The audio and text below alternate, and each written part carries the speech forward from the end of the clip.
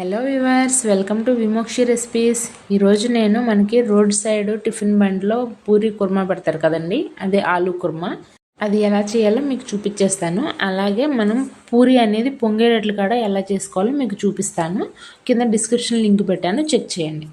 ఇప్పుడు దీనికోసం ముందుగా నేను 4 బంగాళదుంపలు తీసుకున్నానండి. దీన్ని కొంచెం వాటర్ యాడ్ చేసుకుని 1 గ్లాసు కుక్కర్లో మూత పెట్టేసి విజిల్ పెట్టేసి స్టవ్ పైన పెట్టేశాను. ఒక 2 విజిల్స్ చాలండి బంగాళదుంపలు అనేది.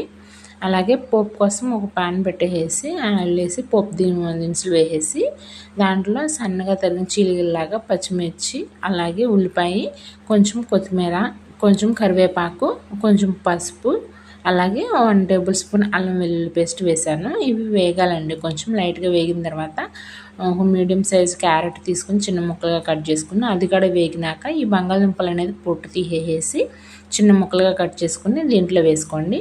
ఇంకో సైడ్ మీరు ఒక గిన్నెలో 1 టేబుల్ స్పూన్ శనగపిండి తీసుకుని దాంట్లో కొంచెం వాటర్ యాడ్ చేసుకుని ఉండలు లేకుండా కలుపుకొని ఇందులో యాడ్ చేసుకోండి. దీన్ని ఒకసారి తిప్పుకొని మీడియం ఫ్లేమ్లో ఒక 2 మినిట్స్ మగ్గనిచ్చుకోండి. శనగపిండి పచ్చివాసన పోయిన తర్వాత 250 ml వాటర్ అనేది యాడ్ చేసుకోండి. చూడండి, ఒక 5 మినిట్స్ అనేది మీడియం ఫ్లేమ్లోనే కుక్ చేయండి. కుక్ అయిన తర్వాత కన్సిస్టెన్సీ అనేది ఇలా వస్తుంది. ఈ కర్రీ మనం పూరీలు నంచుకుంటే టేస్ట్ బాగుంటుందండి. అలాగే బంగాళదుంప ముద్ద కర్రీ కావాలన్నా కింద లింక్ పెట్టాను, చూసేయండి.